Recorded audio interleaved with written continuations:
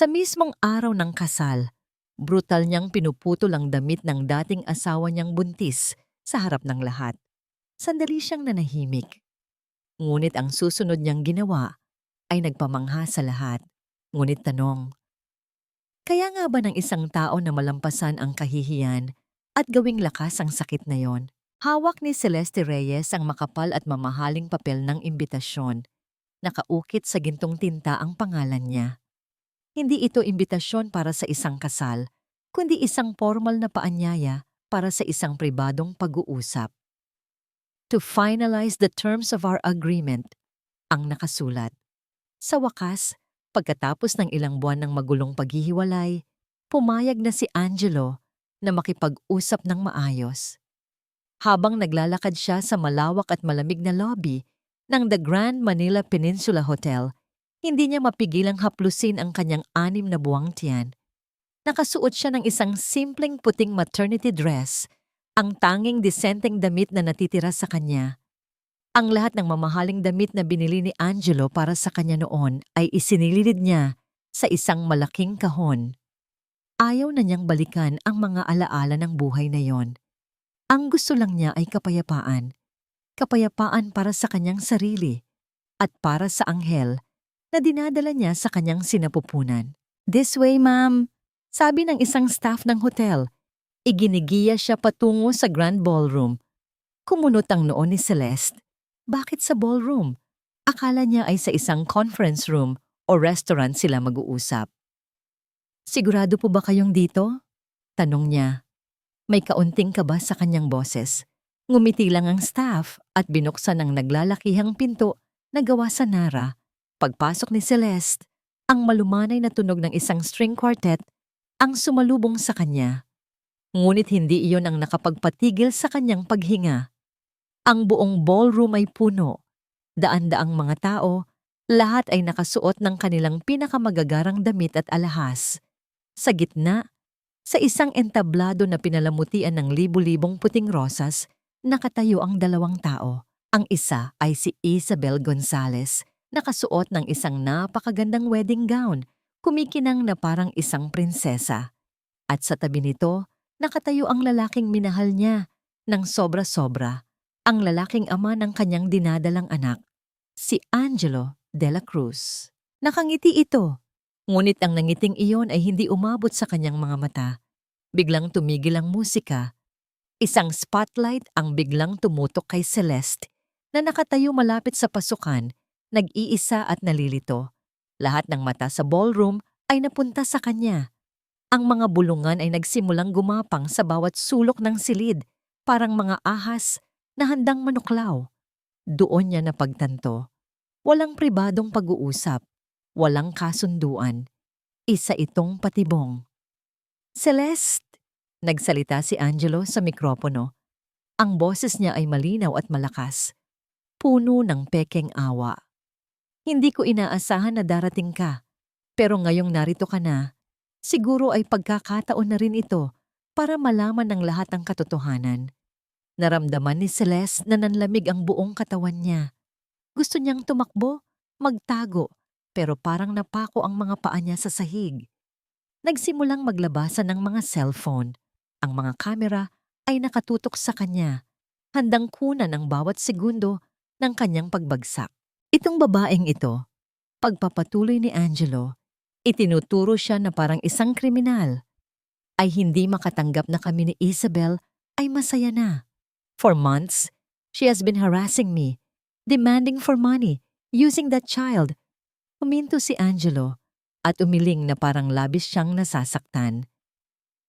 Using that child to ruin our lives.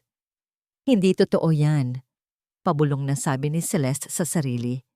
Ang bawat salita ni Angelo ay parang isang suntok sa kanyang sikmura. Hindi siya pinansin nito.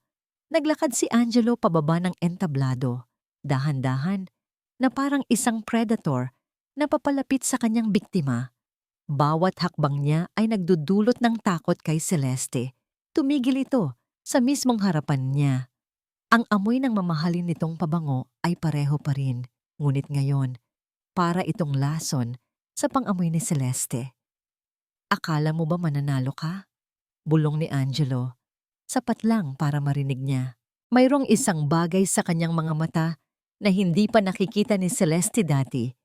Isang purong galit at kasiyahan sa pagpapahirap sa iba. Akala mo ba hahayaan kitang sirain ang araw na ito? I will erase you from my life completely. Bago pa man makasagot si Celeste, mabilis na hinawakan ni Angelo ang tela ng kanyang damit sa may dibdib. Sa isang malakas at nakakabinging pagpunit, winasak ni Angelo ang suot ni Celeste. Ang puting maternity dress ay napunit mula sa balikat hanggang sa baywang. Inilalantad ang kanyang balat at ang itim na panloob na damit sa harap ng daan-daang tao. Isang kolektibong paghinga ng pagkagulat ang narinig mula sa mga bisita. Rip! Naramdaman ni Celeste ang malamig na hangin sa kanyang balat, pero mas malamig ang kahihiyan na bumalot sa kanyang buong pagkatao. Niyakap niya ang sarili, sinusubukang takpan ang kanyang kahubaran, ngunit huli na ang lahat. Ang mga flash ng kamera ay walang tigil, kumukuha ng litrato ng kanyang pinakamasakit na sandali. At pagkatapos, isang matinding sakit ang biglang kumirot sa kanyang puson. Isang matalas, nakakaparalisang kirot. Napahawak siya sa kanyang tiyan, ang kanyang mga mata ay nanlaki sa takot. Hindi ito pwede. Hindi ngayon. Yung baby ko? Nahihirapang sabi niya. Habang isa pang alon ng sakit ang dumaloy sa kanyang katawan, mas matindi kaysa sa nauna. Unti-unting bumaluktot ang kanyang mga tuhod. Ang mamahaling carpet ng hotel ang sumalo sa kanyang pagbagsak. Ang mundo sa paligid niya ay nagsimulang umikot. Ang mga mukha ng mga tao ay naging mga halimaw na nagtatawanan. Ang mga ilaw ng kamera ay parang mga kidlat sa isang papalapit na bagyo. Nakahandusay siya sa sahig, wasak ang damit, wasak ang puso, at nag-aalala para sa buhay ng kanyang anak. Ito na ba ang katapusan niya? Sa gitna ng kaguluhan at ng kanyang nanlalabong paningin, isang anino ang humawi sa liwanag. Isang pares ng makintab na itim na sapatos na gawa sa katad ang huminto sa mismong tapat ng kanyang mukha. Hindi niya maaninag kung sino ito, ngunit narinig niya ang isang boses. Isang boses na pamilyar, ngunit ngayon ay puno ng isang nakakakilabot na galit at awtoridad na hindi pa niya narinig dati. Angelo de la Cruz, deklara ng boses, malakas at malinaw, sapat para marinig ng lahat sa ballroom na biglang natahimik. Arestado ka para sa pananakit. Kuya Marco, may masama akong kutob. Iyon ang text message na natanggap ni Marco Aguilar mula kay Maria. Ang matalik na kaibigan ni Celeste, 10 minuto lamang ang nakalipas. Kasunod noon ay isang screenshot ng isang imbitasyon na mukhang kahina-hinala. Isang pribadong pag-uusap sa mismong araw at lugar ng kasal ni Angelo. Agad na may sumigaw sa isip ni Marco na mali. Alam niya kung gaano kadesperado si Celeste para sa isang maayos na paghihiwalay. At alam niya kung gaano kasama ang ugali ni Angelo de la Cruz. Ang kombinasyon ng dalawang yon ay isang perpektong recipe para sa kapahamakan. Dalian mo, Mang Tony, sabi niya sa kanyang driver. Ang kanyang boses ay kalmado ngunit may diin. Hindi siya ang tipo ng tao na nagpapadala sa emosyon. Ngunit sa mga sandaling ito, ang dugo ng isang Aguilar, ang dugo ng isang tagapagtanggol, ay kumukulo sa kanyang mga ugat. Si Celeste ay hindi lang isang kliyente. Pinsan niya ito, pamilya. Pagdating nila sa The Grand Manila Peninsula Hotel, hindi na niya hinintay na pagbuksan pa siya ng pinto. Mabilis siyang bumaba at halos tumakbo papasok ng lobby. Ang mga staff na bumati sa kanya ay tila hindi napansin. Ang tanging nasa isip niya ay ang Grand Ballroom. At nang marating niya ang bukana, ang tanawin na sumalubong sa kanya ay nagpatigas sa kanyang panga. Ang kanyang pinsan, ang buntis niyang pinsan, ay nakahandusay sa sahig. Wasak ang damit. Napapalibutan ng mga taong ang tanging ginawa ay itutok ang kanilang mga cellphone. At si Angelo, nakatayo na parang isang hari matapos manalo sa isang madugong laban, may ngisi sa kanyang mga labi. Isang primordial na galit ang umakyat sa lalamunan ni Marco. Sa kanyang profesyon bilang isang abogadong kriminal, nakakita na siya ng iba't ibang uri ng kasamaan. Ngunit ang kasamaan na nakikita niya ngayon ay personal. Humakbang siya papasok, ang bawat yabag ay mabigat at may layunin. Ang mga bulungan ay biglang naputol nang makilala siya ng ilan sa mga bisita. Marco Aguilar, isa sa mga pinakamatalas na abogado sa bansa. Ang kanyang presensya lamang ay sapat na para magpabago ng hangin sa buong silid. Hindi niya pinansin ang mga ito. Ang kanyang mga mata, na parang sa isang agila, ay nakatutok lamang sa isang tao, si Angelo de la Cruz. Hinawi niya ang mga tao sa kanyang daan hanggang sa makarating siya sa gitna ng eksena. Lumuhod siya saglit para tingnan si Celeste, na umiiyak ng walang tunog, habang sapo-sapo ang tiyan. Nakita niya ang takot at sakit sa mga mata nito, at iyon ang naging huling gatong sa kanyang nag-aalab na galit. Tumayo siya at hinarap si Angelo, na ngayon ay medyo nabura na ang pagkakangisi. Angelo de la Cruz, sabi ni Marco, ang boses niya ay hindi malakas, ngunit tumagos ito sa buong ballroom na parang isang talim. Arestado ka para sa pananakit. Isang mapanuyang tawa ang kumawala kay Angelo. Arestado? Sino ka para sabihin yan? Abogado ka lang. At isa pa, kasal ko to. Umalis ka dito bago pa kita ipakaladkad sa mga gwardiya. Hindi natinag si Marco. Sa halip isang malamig na ngangiti ang sumilay sa kanyang labi. Unang-una, hindi lang ako basta abogado. Ako ang abogado ni Celeste Reyes. Pangalawa, meron kang nalabag na isang bagay na mas matindi pa kaysa sa simpleng pananakit. Lumingon si Marco sa dalawang pulis na kasunod na niyang pumasok, na hanggang ngayon ay nasa gilid lamang at nagmamasid. Mga opisyal, mayroong active temporary protection order laban kay Mr. De La Cruz na nagbabawal sa kanya na lumapit kay Miss Reyes sa distansyang 100 meters. Malinaw na nilabag niya iyon. At ang ginawa niyang pananakit sa harap ng daan-daang testigo ay sapat na basihan para sa agarang pagdakip. Ang bawat salita ni Marco ay parang isang legal na sampal sa mukha ni Angelo. Biglang nawala ang tapang nito. Napalitan ito ng pagkalito at pagkatapos ng takot. Ngayon niya lang napagtanto na ang lalaking kaharap niya ay hindi basta-bastang pinsan ni Celeste.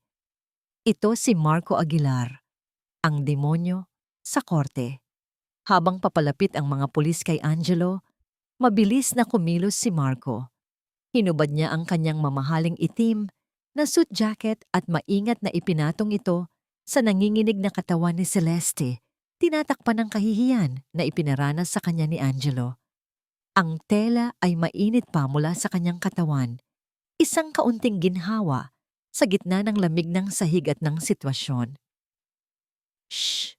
Nandito na ako, bulong niya, habang marahan niyang binuhat ang pinsan mula sa sahig. Pinoprotektahan niya ang mukha nito mula sa mga kamera, isinubsob ito sa kanyang dibdib. Hindi ko nahahayaang saktan kanya ulit. Pangako yan. Dinala niya si Celeste palabas ng ballroom, habang sa likuran niya ay naririnig ang nagkakagulong mga boses at ang pagprotesta ni Angelo, habang isinusuokbit ng mga pulis ang posas sa kanyang mga kamay. Diretso sila sa pinakamalapit na ospital.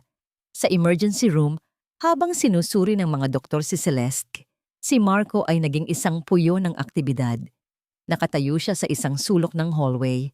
Ang telepono ay nakadikit sa kanyang tainga. Ang kanyang boses ay mabilis at puno ng utos. Leo, I need the team assembled. Now. I want you to file for an immediate freeze on all of Angelo de la Cruz's non-conjugal assets. Yes, all of them. Claim emotional distress and damages. Make the number hurt. Mika, get me all the security footage from the hotel, every angle, and start compiling a list of all high-profile guests. We need witnesses. And someone get me the number of the top PR strategists in the country. We are going to control this narrative. Nang matapos ang kanyang mga tawag, Pumasok ang isang doktor sa waiting area. Mr. Aguilar! Agad na napatayo si Marco. How is she? How's the baby? For now, they are both stable, sabi ng doktor na nagbigay ng kaunting ginhawa kay Marco. The stress caused premature contractions, but we were able to stop them. But I have to be clear, Mr. Aguilar. Miss Reyes needs complete bed rest. Any form of stress, physical or emotional, could be very dangerous for the pregnancy. Tumango si Marco. Ang kanyang determinasyon ay lalong tumibay. I understand, Doc. I will make sure of it. Pumasok siya sa silid kung saan inilipat si Celeste.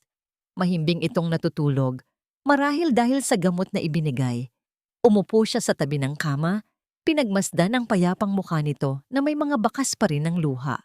Hinawakan niya ang kamay nito, isang tahimik na pangako na babantayan niya ito. Dito magsisimula ang tunay na laban.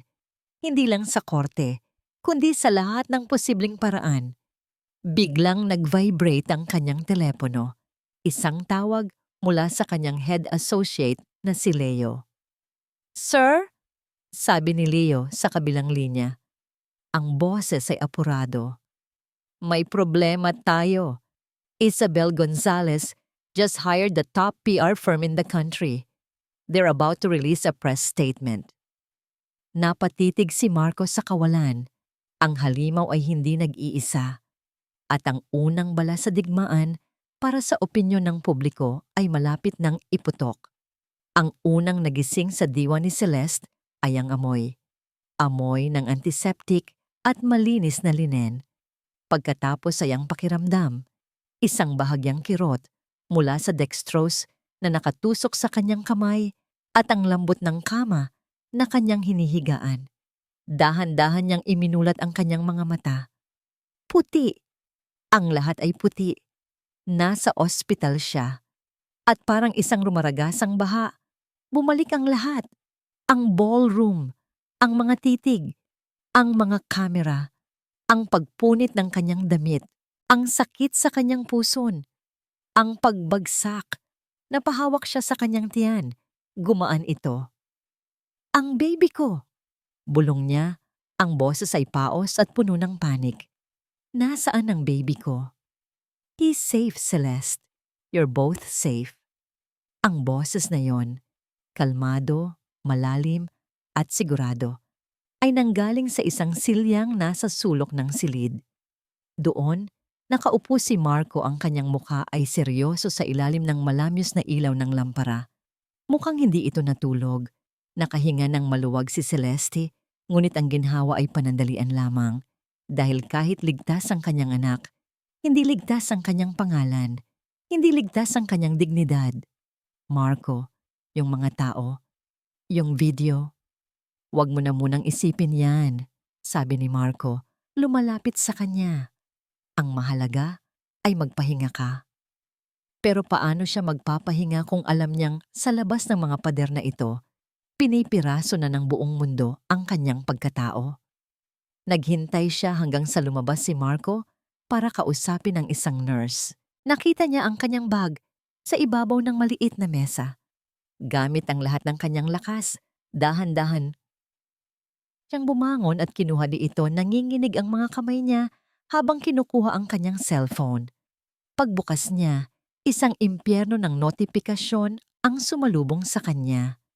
Ang unang video na nakita niya sa kanyang social media feed ay kuha mula sa isang mataas na anggulo. Kitang-kita ang kanyang pagpasok, ang pagtutok ng spotlight. At pagkatapos, ang malupit na eksena. Ang tunog ng pagkapunit ng tela ay mas malinaw pa sa video, sinundan ng mga hiyawan at tawanan ng ilang bisita. Nakita niya ang sarili niyang pagbagsak, pero mas masakit pa sa video ang mga komento. Desperate gold digger, buti nga sa kanya. Obvious na nanggugulo lang. Look at her cheap dress. Trying hard pumasok sa alta sosyedad. Kawawa naman si Miss Isabel. Her perfect day was ruined by this crazy ex. Naku, baka hindi pa kay Angelo, yang dinadala niya kaya nag-iiskandalo. Bawat salita ay parang maliliit na bubog ng salamin na tumutusok sa kanyang puso. Ang mga luha ay nagsimulang pumatak mula sa kanyang mga mata, tumutulo sa screen ng telepono na nagpapakita ng kanyang kahihiyan. Hindi nila alam. Wala silang alam sa mga taon ng pagtitiis, sa mga luhang pumatak sa likod ng mga saradong pinto, sa sakit na tiniis niya sa kamay ng lalaking tinatawag nilang biktima. Para sa kanila, siya ang kontrabida sa isang fairy tale. Habang nag-i-scroll siya, isang balita ang pumukaw sa kanyang atensyon. Isabel Gonzalez, nagsalita na. Pinindot niya ito. Isang video ng press conference. Si Isabel, nakaupo sa tabi ng kanyang mga abogado. Ang mukha ay namumugto sa pekeng pag-iyak. Hindi ko po alam kung ano ang nagawa kong kasalanan sa kanya, sabi ni Isabel sa pagitan ng mga hikbi. Ang tanging pangarap ko lang ay isang tahimik na buhay kasama ang lalaking mahal ko, si Angelo. Pero sinira niya. Sinira niya ang lahat. Hindi ko siya maintindihan. Kung kailangan kong lumuhod sa harapan niya para lang tigilan na niya kami, gagawin ko po. Perpekto ang pag-arte. Bawat hikbi, bawat salita ay kalkulado para makuha ang simpatya ng publiko. Siya ang biktima. Siya ang kaawa-awa. At si Celeste ang masamang mangkukulam. Patayin mo yan. Nagulat si Celeste nang biglang may kumuha ng remote at pinatay ang TV na nakasabit sa pader, kung saan lumabas din pala ang interview ni Isabel. Nakatayo si Marco sa may pinto. Ang panga ay matigas sa galit. Huwag kang maniwala sa kahit anong sasabihin nila, sabi ni Marco. Ang boses ay mas seryoso na ngayon. Kinuha niya ang telepono mula sa kamay ni Celeste. Isa itong demolition job, Celeste.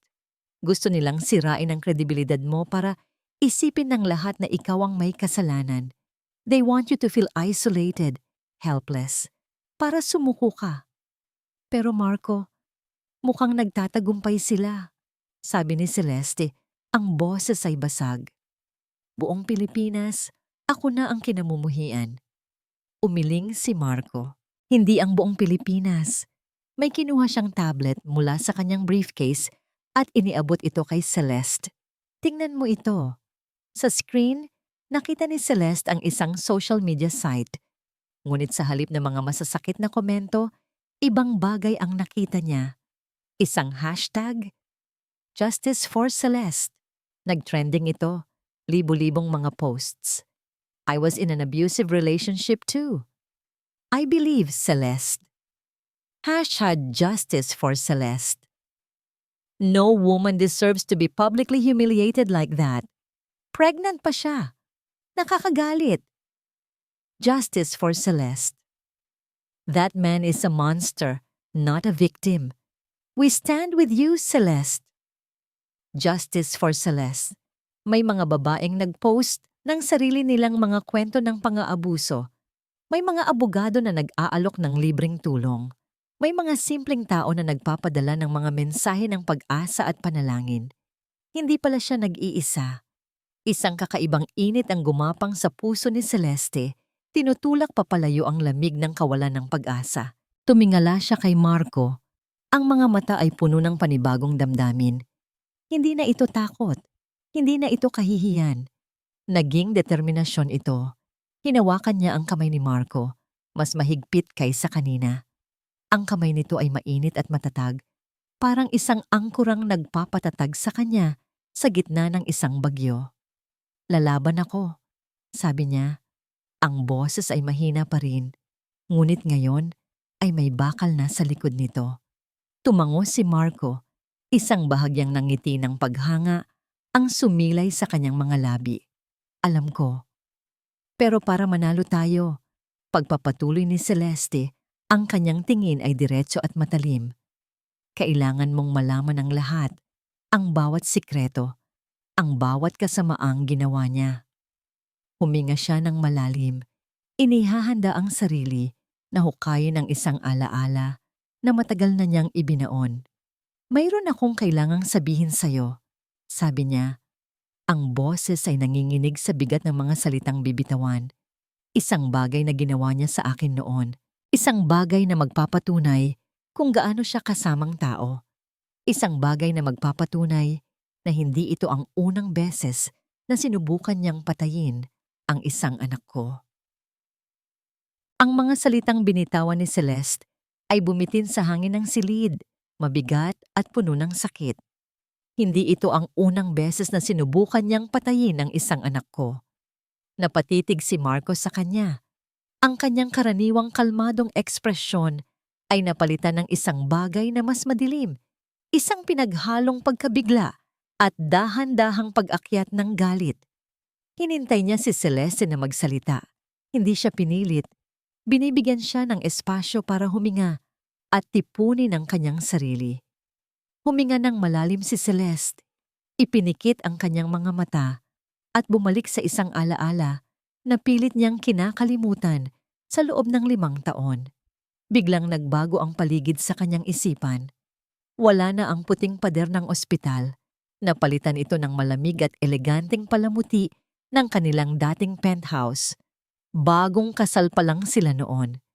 Si Celeste ay 23 taong gulang, puno ng pangarap at pag-ibig para sa lalaking inakala niyang prinsipe niya. Flashback?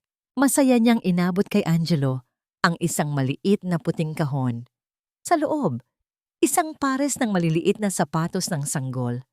Surprise! Nakangiti niyang sabi, magiging tatay ka na. Inaasahan niya ang isang yakap, isang halik, o kahit isang ngiti man lang. Pero wala. Tinitigan lang ni Angelo ang mga sapatos na parang ito ay isang piraso ng basura. Ano to? Malamig na tanong nito, walang bakas ng kagalakan.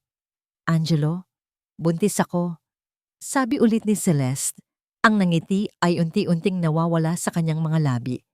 Tumayo si Angelo at naglakad papunta sa malaking bintana na tanaw ang buong syudad. Hindi pwede, sabi nito. Nakatalikod sa kanya. Hindi ito ang tamang panahon. Ang kumpanya ay nasa kritikal na yugto.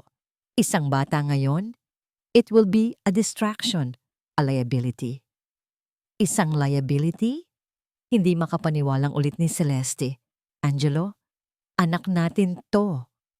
Humarap ito sa kanya at sa unang pagkakataon, nakita ni Celeste ang isang bagay na nakakatakot sa mga mata ng kanyang asawa. Isang malamig at kalkuladong galit. Kung mahal mo ako, aayusin mo ito, Celeste. Aalisin mo yan. Ang mga sumunod na araw ay isang bangungot. Hindi na siya kinakausap ni Angelo. Natutulog ito sa ibang kwarto. Bawat kilos niya ay tila isang malaking kasalanan. Hanggang isang araw, pag-uwi niya, nakita niya itong naghihintay. Magbihis ka, utos nito. May pupuntahan tayo. Dinala siya ni Angelo sa isang tahimik at eksklusibong klinika sa isang lugar na hindi niya alam. Hindi ito isang ospital, mukha itong isang spa, pero may kakaibang lamig sa hangin. Doon niya naintindihan. Hindi, sabi niya, habang pilit siyang hinihila ni Angelo papasok. Angelo, pakiusap. Wag, anak natin to. Anak natin? Humarap ito sa kanya. Ang boses ay parang yelo. O baka naman problema mo lang yan na gusto mong ipasa sa akin? Hinigpitan nito ang hawak sa kanyang braso. You will do this, Celeste, or I swear I will make your life a living hell. Wala siyang nagawa. Mahina siya noon. Masyado siyang nagmamahal. Masyado siyang takot.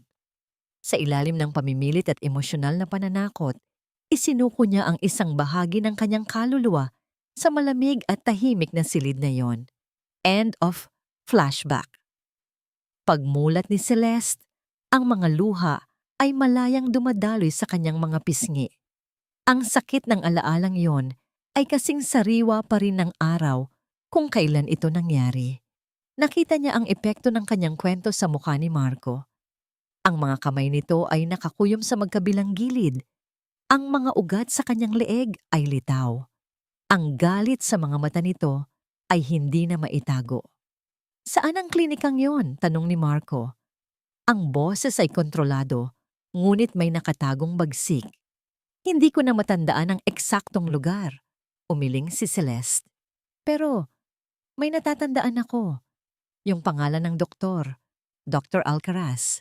Isang salita lang, ngunit para sa isang abogado na tulad ni Marco, isang salita ay sapat na. Hindi na nagsalita pa si Marco. Tumayo ito, at sa isang kilos na hindi inaasahan ni Celeste, marahan itong hinaplos ang kanyang buhok, inaalis ang ilang hibla na dumikit sa kanyang basang pisngi. Ang kilos ay puno ng delikadesa at proteksyon. "Magpahinga ka na, Celeste," sabi nito. "Hayaan mo na akong mag-alala. Para sa lahat, I will handle this." Lumabas ito ng silid, iniwan si Celeste sa katahimikan. Ngunit sa pagkakataong ito, ang katahimikan ay hindi na nakakatakot. Ang pagsisiwalat niya ng kanyang pinakamadilim na sikreto ay parang pag-alis ng isang mabigat na tanikala sa kanyang puso. Masakit. Oo, pero malaya na siya. Hinaplos niya ang kanyang tiyan, kung saan ligtas na gumagalaw ang kanyang anak. "Hindi na mauulit yon, anak," bulong niya. "Hinding-hindi na. This time, Mama will fight." Sa labas ng silid, naglalakad si Marco sa hallway na parang isang bagyong malapit ng manalasa. Kinuha niya ang kanyang telepono. Hindi ang kanyang mga abogado ang tinawagan niya, kundi ang kanyang pinagkakatiwalaang private investigator, isang dating pulis na mas maraming alam sa mga sikreto ng syudad kaysa sa kahit sino. "Ben, kailangan kita," sabi ni Marco pagkasagot ng tawag. "May ipapahanap ako sa'yo. Isang Dr. Alcaraz. May kinalaman sa isang private clinic na nagsasagawa ng mga discreet procedures. I need everything you can find. Bank records, phone logs, addresses, lahat. Walang ititira." May sandaling katahimikan sa kabilang linya. "Mukhang seryoso to, boss," sabi ni Ben. "This isn't just a case anymore, Ben," sagot ni Marco habang nakatanaw sa bintana kung saan unti-unti nang sumisikat ang araw. "This is a reckoning."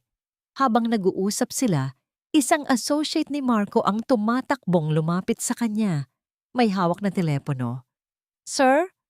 Attorney Diaz on the line. Siya ang abogado ni Mr. De La Cruz." Kinunutan ni Marco ng noo at kinuha ang telepono. "Aguilar. Attorney Aguilar," sabi ng isang mayabang na boses sa kabilang linya. "Let's cut to the chase. Alam nating pareho na masalimuot ang kasong ito. My client is willing to offer your client a very, very generous settlement to make all of this go away. 8 figures. Tax-free. All she has to do is sign an NDA, drop the charges, and disappear. 8 numero. Isang halaga na kayang bumago sa buhay ng kahit sino. Isang halaga na kayang bilhin ng katahimikan." Natawa ng bahagya si Marco, isang tawang walang kagalakan. Tumingin siya pabalik sa pinto ng silid ni Celeste. Naalala niya ang kwento nito, ang sakit sa mga mata nito. "Attorney Diaz," kalmadong sagot ni Marco. Ang bawat salita ay tumutulo na parang lason. "Sabihin mo sa kliyente mo, he can take his 8 figures and he can shove it up his..." Huminto siya at huminga ng malalim. "Just tell him no deal. See you in court." Ibinaba niya ang tawag bago pa man makasagot ang nasa kabilang linya. Ang unang bala ay naiputok na ng kalaban. Ngayon, oras na para iputok ang sa kanya. At hindi ito isang bala lang. Isa itong kanyon. Sa loob ng isang marangyang suite sa parehong hotel, kung saan dapat sana ay gaganapin ang resepsyon ng kanyang kasal, nakaupo si Isabel Gonzalez. Hindi siya umiiyak. Tapos na ang yugto ng pag-iyak, ang mga peking luha para sa media, ang mga hikbi para sa kanyang mga magulang. Ngayon, sa katahimikan ng kanyang kwarto, ang tanging nangingibabaw ay isang malamig at matigas na galit. Sa kanyang harapan, sa ibabaw ng mamahaling coffee table, nakakalat ang mga litrato. Hindi mga litrato ng kanyang nasirang kasal, kundi mga lumang litrato na nakuha niya mula sa isang private investigator na matagal na niyang binabayaran. Mga litrato ni Angelo at Celeste. May isang kuha sa isang yate, si Celeste ay nakangiti. Ang buhok ay nililipad ng hangin, habang si Angelo ay nakatingin dito na parabang ito ang araw at buwan. May isa pa sa isang charity ball, magkayakap sila, ang perpektong mag-asawa. At ang pinakamasakit sa lahat, isang candid shot. Naglalakad sila sa isang parke, magkahawak kamay. Si Angelo ay may ibinubulong kay Celeste na nagpatawa dito ng malakas. Isang tawang hindi pa niya narinig mula kay Angelo. Isang tingin na hindi pa kailanman ibinigay ni Angelo sa kanya. Liar! Bulong ni Isabel sa sarili. Paulit-ulit na sinabi ni Angelo na si Celeste ay isang pagkakamali, isang starter wife na hindi nababagay sa kanyang mundo. Pero ang mga litratong ito, sinasabi nila ang ibang kwento. Sinasabi nila na minsan, minahal ni Angelo si Celeste. At ang katotohanan iyon ay isang lason na dahan-dahang pumapatay sa kaluluwa ni Isabel. Hindi niya kinamumuhian si Celeste dahil sinira nito ang kanyang kasal. Kinamumuhian niya si Celeste dahil ito ang nagmamay-ari sa isang bahagi ng puso ni Angelo na hindi niya kailanman makukuha. Kinuha niya ang kanyang telepono at tinawagan ng isang numero na hindi nakasave sa kanyang contacts. Hello? Sagot ng isang makinis na boses sa kabilang linya. It's me, sabi ni Isabel. Ang kanyang boses ay walang emosyon. I need you to do something for me, Rex. I need you to escalate things.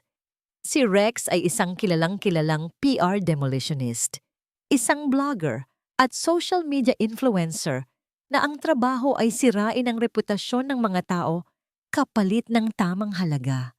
Siya ang nasa likod ng mga unang alon ng hate comments laban kay Celeste. Isabel, my dear, sabi ni Rex, ang boses ay parang pulot na may lason. I'm already doing my best.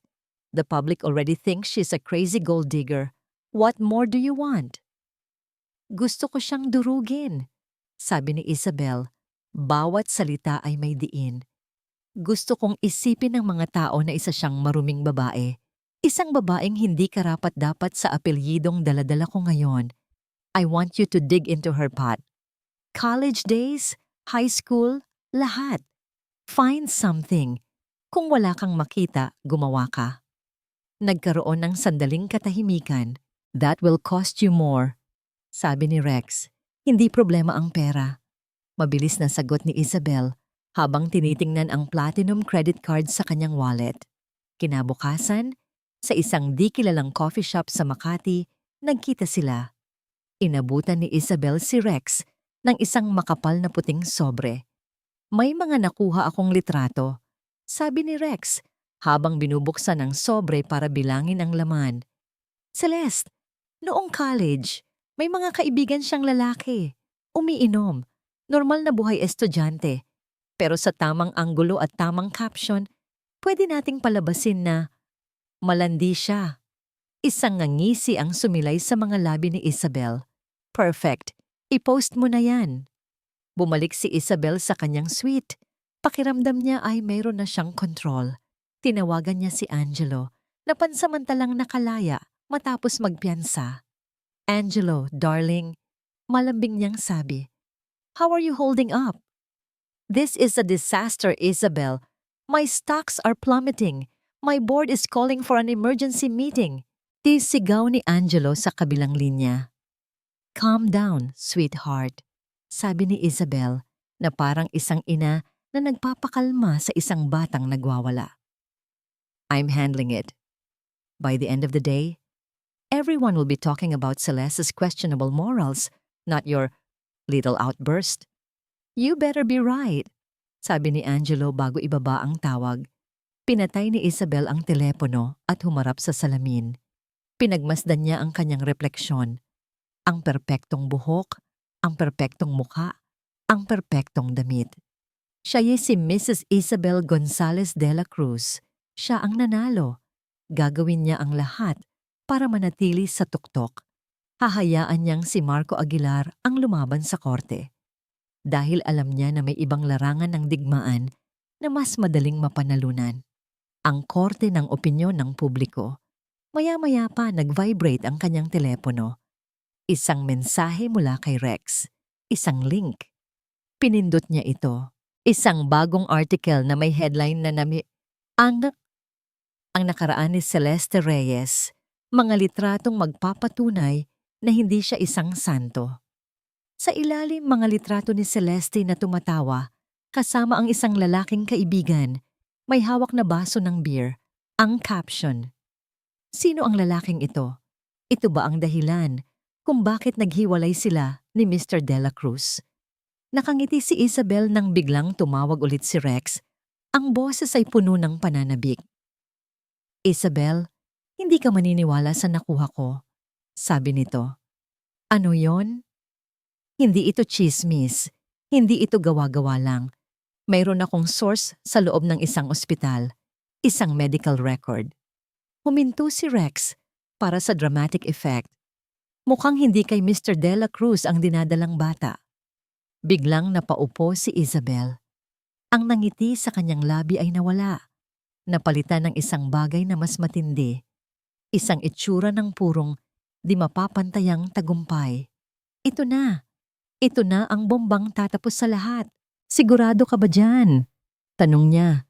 Sinusubukang kontrolin ang panginginig sa kanyang boses. Hindi 100%, pag-amin ni Rex. The record is a bit vague, but it's enough to plant the seed of doubt. A very, very powerful seed. All we need to do is get a confirmation. Naintindihan ni Isabel, isang pekeng kumpirmasyon, isang pekeng resulta. Gawin mo, sabi niya. Ang boses ay halos isang pabulong. Find a way. I don't care how. I don't care how much it costs.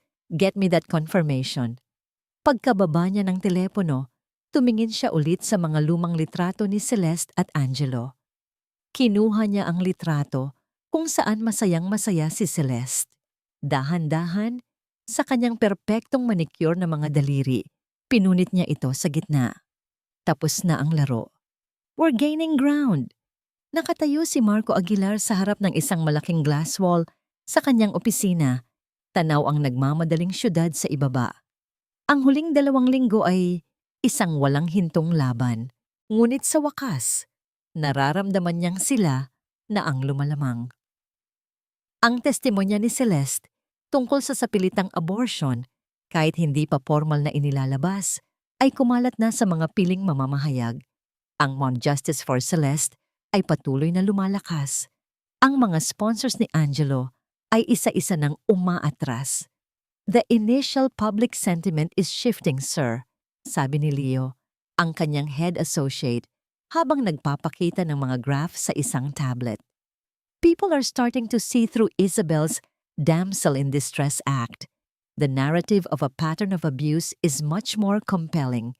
Tumango si Marco. Good. Keep pushing. I want Angelo to feel the pressure from all sides. Legal, financial, social. I want him to suffocate. Ang estratehiya nila ay malinaw. Wasakin ang imahe ni Angelo bilang isang perpektong negosyante at ipakita ang tunay niyang kulay. Ang bawat kasinungalingan na pinakawalan ni na Isabel at ng bayaran nilang blogger ay sinasagot nila ng malamig at matitigas na katotohanan, suportado ng mga ebidensya. Any word from Ben on Dr. Alcaraz? Tanong ni Marco. He's close, sagot ni Leo. The doctor went off-grid 5 years ago, right after the incident. But Ben found a financial trail. Mukhang may regular na tumatanggap ng malaking halaga mula sa isang offshore account na konektado sa pamilya ni Angelo. Isang piraso na lang ng puzzle at mabubuo na nila ang larawan ng krimen. Malapit na. Ramdam na ni Marco ang lasa ng tagumpay. Biglang bumukas ang pinto ng conference room. Isang junior associate, si Ana, ang pumasok na hingal, ang mukha ay maputla. Sir, sabi niya, halos hindi makahinga. Kailangan niyo pong makita to. Live! Ngayon na. Itinutok niya ang remote. Sa malaking screen sa dingding, lumabas ang logo ng isang sikat na news channel. Isang press conference na bigla ang ipinatawag. Sa entablado, nakaupo si Angelo de la Cruz. Ang kanyang mukha ay seryoso at puno ng pighati. Sa tabi niya, ang kanyang abogadong si Attorney Diaz. Ano na namang drama to? Inis na sabi ni Leo. Ikinagagalit ko pong aminin. Nagsimula si Angelo. Ang boses ay nanginginig sa kontroladong emosyon na sa kabila ng lahat ng sakit na idinulot sa akin, sa aking pamilya, at lalo na sa aking asawang si Isabel, may isang bahagi sa akin na umaasa pa rin na may katotohanan sa mga paratang ni Celeste. Huminga siya ng malalim na parang pasan niya ang buong mundo. Inisip ko, paano kung totoo? Paano kung ang dinadala niya ay tunay na kadugo ko? Bilang isang lalaki, mayroon pa rin akong responsibilidad. Napailing si Marco. Napakagaling na pag-arte. Sino man ang PR firm sa likod nito ay magaling. Kaya naman, pagpapatuloy ni Angelo, kahit labag sa aking kalooban at para na rin sa kapayapaan ng lahat, nag-utos ako ng isang prenatal paternity test gamit ang mga legal na paraan para malaman ang katotohanan, minsan at para sa lahat. Biglang kinabahan si Marco. May mali. Ramdam niya ito sa kanyang bituka. Itinaas ni Attorney Diaz ang isang brown envelope. At narito po sa aking mga kamay, anunsyo niya, ang opisyal at notaryadong resulta mula sa isang pinagkakatiwalaang International Diagnostic Center. Binuksan niya ang sobre at inilabas ang isang papel. Itinutok niya ito sa mga kamera na nag-zoom in dito. Ayon sa resulta ng DNA analysis, sabi ni Attorney Diaz, ang boses ay malinaw at walang duda. Mayroong 0.00% probability na si Mr. Angelo de la Cruz, ang biological father ng batang dinadala ni Miss Celeste Reyes. Isang bomba ang sumabog sa loob ng conference room ni Marco. Ang mga associate niya ay napanganga. Si Leo ay napamura ng mahina. Si Marco naman ay napako. Sa kanyang kinatatayuan, ang kanyang mga mata ay hindi makapaniwalang nakatitig sa screen. Hindi! Yun lang ang salitang lumabas sa kanyang bibig. Ang press conference ay nagpatuloy. Si Angelo ay yumuko. Ang kanyang mga balikat ay nanginginig na parang umiiyak. Ang mga flash ng camera ay walang tigil. Ang mga reporters ay nagkakagulo. Ang lason ng duda ay opisyal ng pinakawalan sa buong bansa. At ito ay napakatapang. Ang telepono ni Marco ay nagsimulang mag-ring ng walang tigil. Mga tawag mula sa media, mula sa mga kasosyo, mula sa mga kaibigan. Ngunit hindi niya ito pinansin. Ang tanging nasa isip niya ay si Celeste. Mabilis siyang umalis ng opisina. Cancel all my meetings, utos niya kay Leo. At alamin mo kung saang laboratorio galing ang resultang yan. I want to know everything about them. Now. Habang nagmamaneho siya papunta sa safe house, kung saan pansamantalang nanunuluyan si Celeste, ang kanyang isip ay naglalaro ng iba't ibang senaryo. Paano? Paano nila nagawa ito? Isang pekeng resulta. Gaano sila kadesperado para gumawa ng ganito katinding kasinungalingan? Pero sa isang madilim na sulok ng kanyang isipan, isang maliit at pangit na tanong ang sumibol. Isang tanong na kinasusuklaman niya sa sarili niya dahil sa pag-iisip pa lang nito. Paano kung totoo? Agad niyang iwinaksi ang isiping iyon. Hindi. Kilala niya si Celeste. Alam niya ang pagkatao nito. Ngunit ang lakas ng ebidensya na ipinakita nila ay nakakayanig, isang dokumento. Isang siyentipikong katotohanan laban sa salita ng isang babae. Pagdating niya sa safe house, nadatnan niya si Celeste sa sala. Nakaupo sa sofa, nakatitig sa blankong screen ng TV. Ang balita ay tapos na, ngunit ang mga salita ay nananatiling nakaukit sa hangin. Hindi ito umiiyak, hindi ito sumisigaw. Wala. Ang kawalan ng reaksyon na yon ay mas nakakatakot kaysa sa kahit anong pagsabog ng emosyon. Para siyang isang magandang manika na binasag. Dahan-dahan siyang lumapit. Narinig nito ang kanyang mga yapak, ngunit hindi ito lumingon. Marco, sabi nito, ang boses ay walang buhay. Narinig mo ba? Hindi siya sumagot. Sa halip, lumuhod siya sa harapan nito para magpantay ang kanilang mga mata. Hinawakan niya ang malamig nitong mga kamay. Celeste, look at me. Dahan-dahan itong lumingon at ang nakita niya sa mga mata nito ay sumira sa kanyang puso. Isang malawak na karagatan ng kawalan ng pag-asa.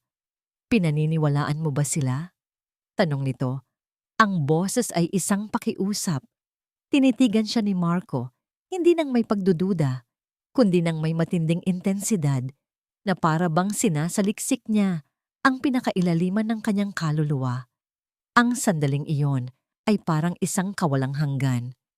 Bawat tibok ng puso ni Celeste ay isang martilyong pumupukpok sa kanyang dibdib, naghihintay ng hatol. Pagkatapos, isang bagay ang nagbago sa mga mata ni Marco. Ang bakas ng pagkabigla ay nawala, napalitan ng isang bagay na mas matatag, mas matibay pa sa bakal. Hindi ako naniniwala sa kanila. Maring sabi niya, ang bawat salita ay malinaw at walang pag-aalinlangan. Dahan-dahan niyang iwinaksi ang isang takas na hibla ng buhok mula sa mukha ni Celeste. Ang kanyang paghawak ay banayad ngunit tiyak. Naniniwala ako sa'yo. Isang hikbi ang kumawala sa mga labi ni Celeste.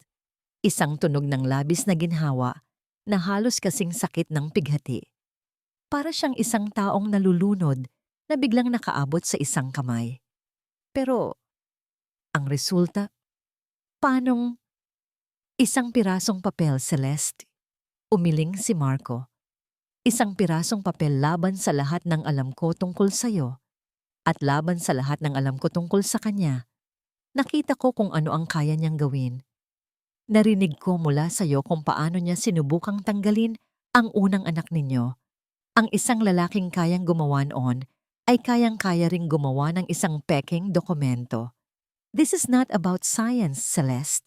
This is about desperation. Desperado na siyang manalo, kaya gumagamit na siya ng mga sandatang gawa sa kasinungalingan.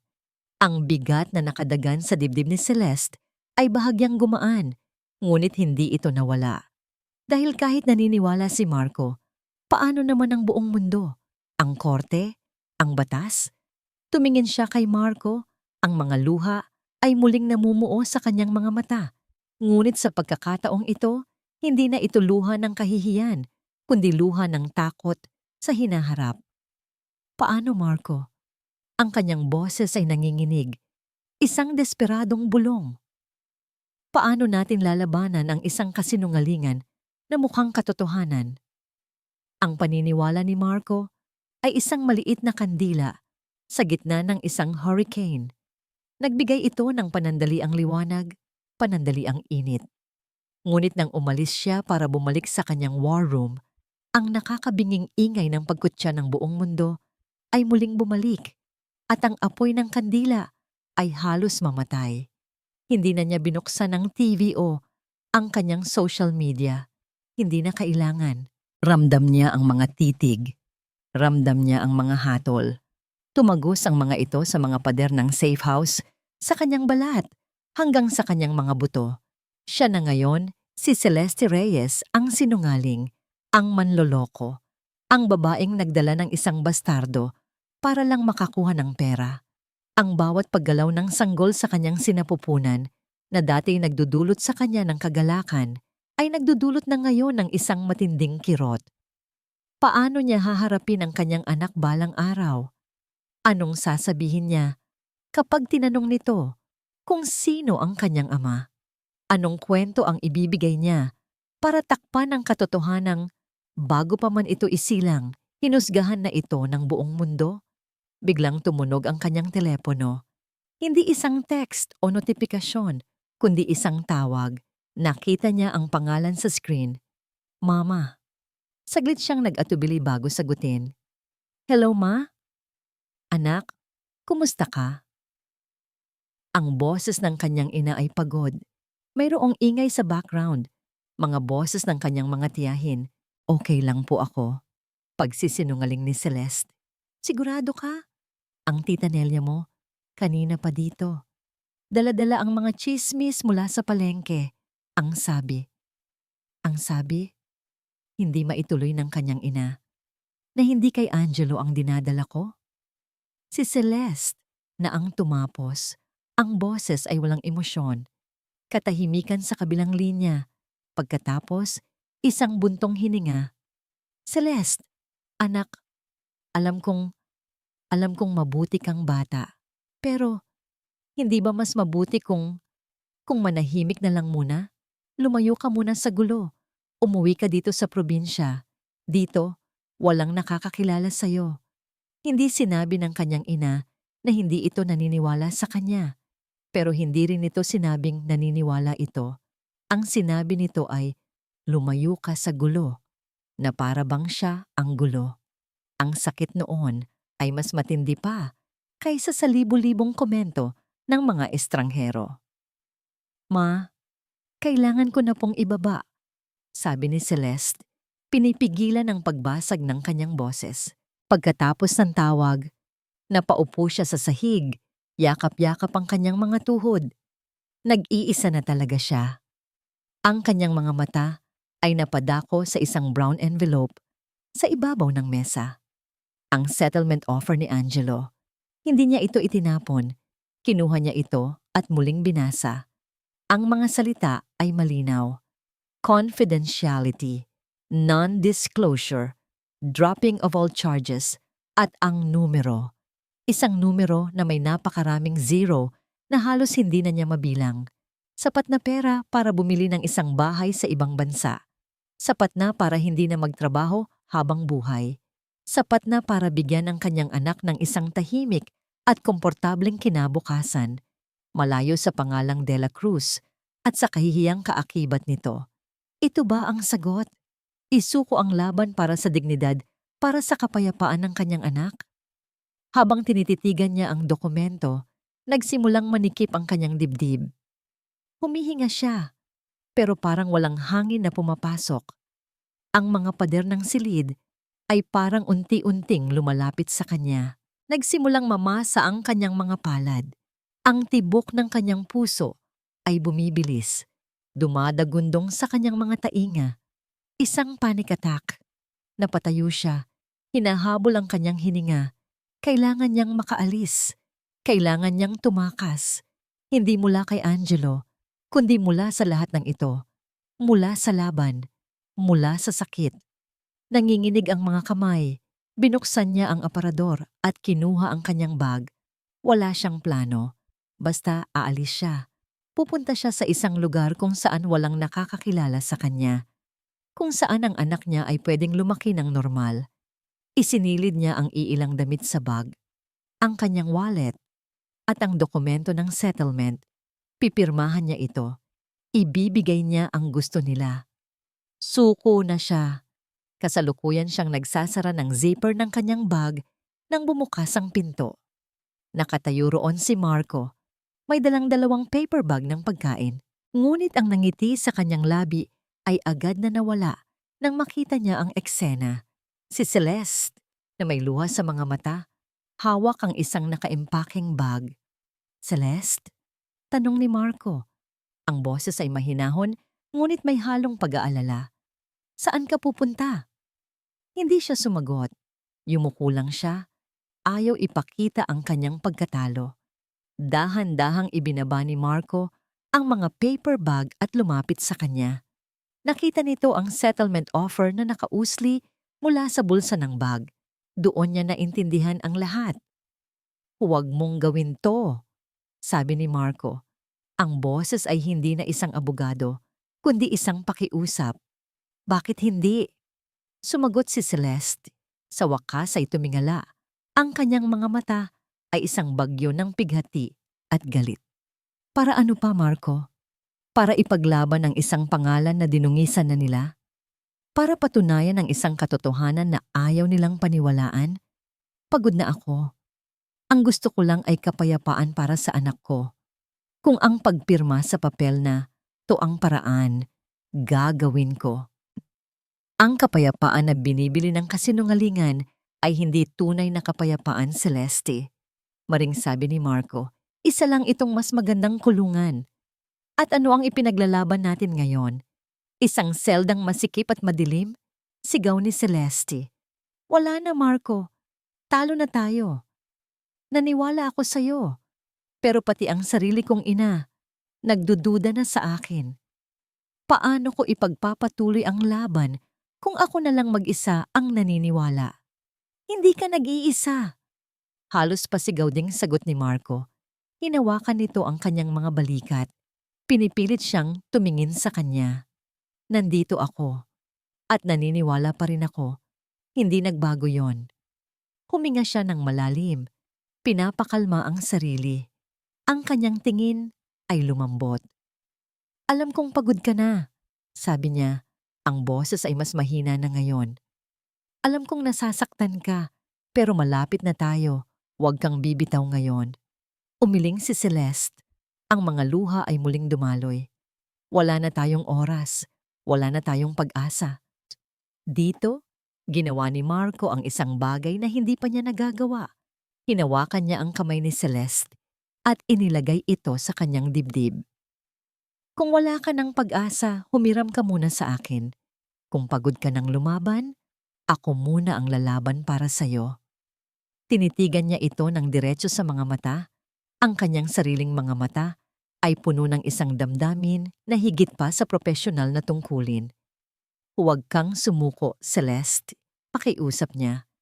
Bigyan mo ako ng 48 oras. 2 araw lang. Mayroon akong hinala. Isang sinulid na kailangan ko lang hilahin. Kung pagkatapos ng 48 oras, wala akong makita, ako mismo ang maghahatid sa'yo sa kahit saang lugar na gusto mong puntahan. Pero, pakiusap. Bigyan mo ako ng 2 araw. Ang pangako ni Marco kay Celeste ay hindi lang salita. Isa itong kontrata na tinatakan ng kanyang buong pagkatao. Pag-alis niya sa safe house, hindi siya umuwi. Dumiretso siya sa kanyang opisina kung saan ang kanyang war room ay naghihintay. 48 hours, anunsyo niya sa kanyang team. Sina Leo, Mika at 2 pang pinakamagagaling na paralegal na nagtipon sa paligid ng malaking conference table. Iyan ang oras na meron tayo para baliktarin ang lahat ng ito. Cancel everything else. For the next 2 days, this is the only world that exists. Ang malaking whiteboard sa dulo ng silid ay puno na ng mga pangalan, petsa at linya na nagkokonekta sa kanila. Sa gitna, nakacircle sa pulang marker ang pangalan ng Diagnostic Center, Biogenics International. Leo, anong nakuha mo sa Biogenics? Tanong ni Marco, habang nagsasali ng itim na kape sa kanyang tasa. On the surface, malinis sila, sir, sabi ni Leo, nag-scroll sa kanyang laptop. Top-of-the-line equipment, international accreditation, impeccable reputation. Pero, huminto siya at itinuro ang isang pangalan sa screen.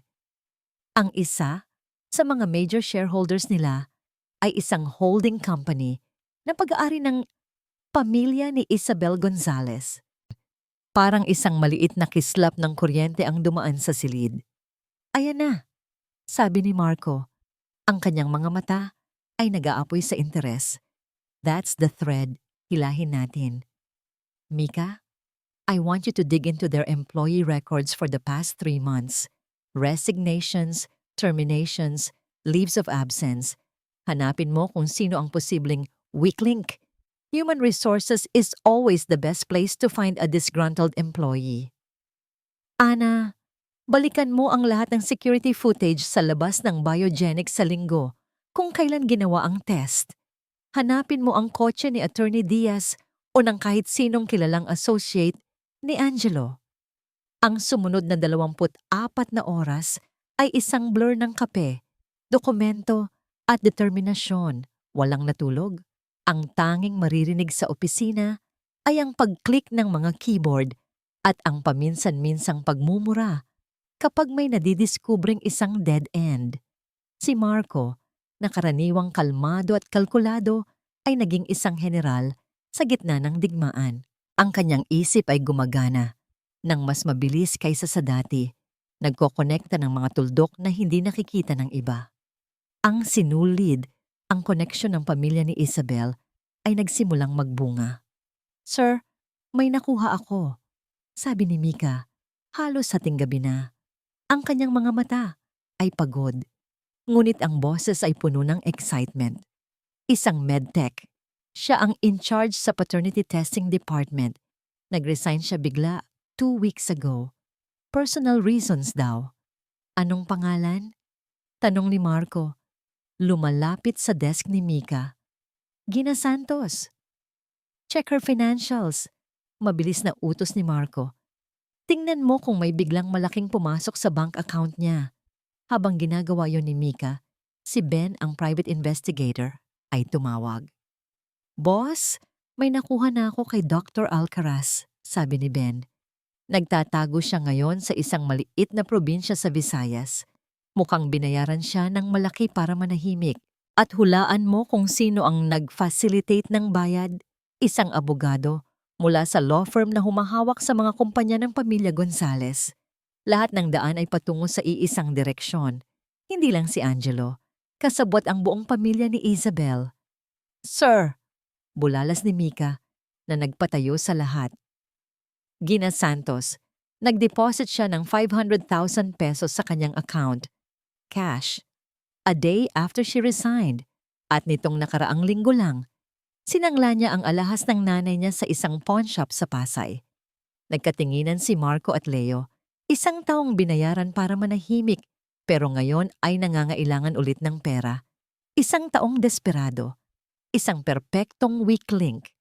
"Ben," sabi ni Marco sa telepono, "ibigay mo sa akin ang address ng pawn shop na yan at alamin mo kung saan nakatira si Gina Santos now." Makalipas ang isang oras, si Marco ay nasa loob na ng kanyang kotse, nagmamaneho sa madilim na kalye ng Pasay. Hindi na niya isinama ang kanyang driver. Ito ay isang bagay na kailangan niyang gawin ng personal. Nakita niya si Gina Santos na lumalabas sa isang maliit at lumang apartment building. Mukha itong pagod at balisa, mahigpit ang hawak sa kanyang bag. Sinundan niya ito. Gaya ng inaasahan, pumasok ito sa isa pang sanglaan. Hinintay niya itong lumabas bago niya ito nilapitan. "Miss Gina Santos?" Malumanay niyang tanong. Lumingon ang babae, ang mga mata ay nanlaki sa gulat at takot nang makilala siya. Agad itong yumuko at sinubukang maglakad ng mabilis. "Miss Santos, sandali lang," sabi ni Marco. Humaharang sa daan nito, ngunit pinapanatili ang isang non-threatening distance. "Hindi ako nandito para saktan ka. Nandito ako para mag-alok ng tulong." "Hindi ko alam ang sinasabi mo."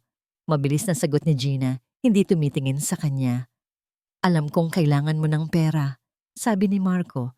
Ang boses ay puno ng simpatiya. "May sakit ang nanay mo, di ba? Kailangan ng operasyon. Ang 500,000 ay malaking tulong, pero alam nating pareho na hindi yon sapat para sa mga gastusin sa ospital." Natigilan si Gina. Paano niya nalaman? "Hindi ka masamang tao, Gina." Pagpapatuloy ni Marco. "Napilitan ka lang.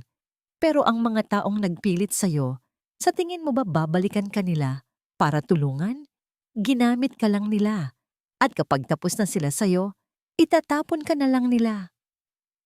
Tumingin si Gina kay Marco. Ang kanyang mga mata ay puno ng luha. "Bibigyan kita ng isang pagkakataon," sabi ni Marco. "Isang pagkakataon para itama ang lahat. Tulungan mo ako. Tulungan mo si Celeste Reyes. At ako ang bahala sa'yo. Ako ang bahala sa operasyon ng nanay mo. Bibigyan kita ng bagong simula sa isang lugar kung saan hindi ka na nila magagalaw. Ang kailangan ko lang ay ang katotohanan." Nanginginig si Gina habang umiiyak. Ang bigat na dinadala niya sa loob ng ilang linggo ay unti-unti nang bumibigay. Tumingin siya sa mga mata ni Marco at ang nakita niya ay hindi pananakot, kundi sinseridad. Sa wakas, tumango siya. "Mayroon akong kopya," bulong niya Ang boses ay basag. Bago ko isumit ang peke, nagprint ako ng kopya ng orihinal na resulta. Huminto siya at huminga ng malalim.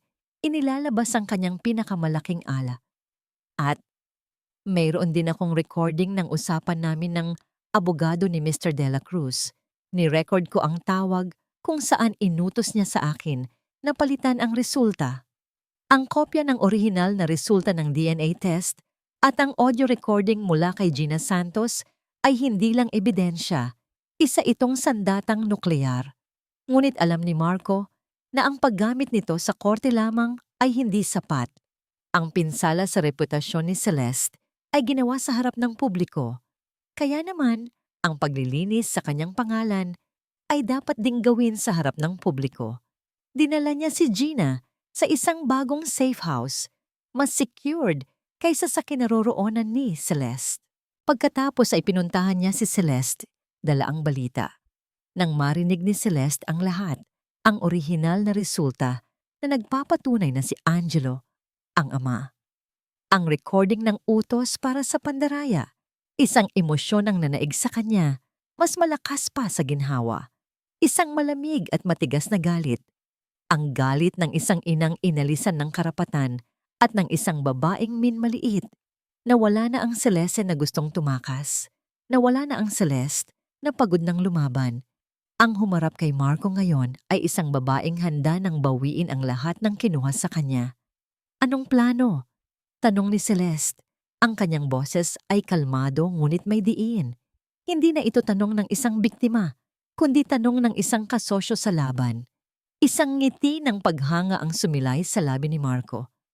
Mayroon akong ideya. Pero kailangan kitang tanungin, Celeste. Handa ka na bang humarap sa kanila? Handa ka na bang humarap sa buong mundo? Tumingin si Celeste sa salamin, hinaplos ang kanyang tiyan, na mas malaki na ngayon. Nakita niya ang kanyang refleksyon. Hindi ang wasak na babae sa sahig ng ballroom, kundi isang babaeng pinatibay ng apoy. Masanda pa ako kailanman, sagot niya. Ang kanilang plano ay simple ngunit mapanganib.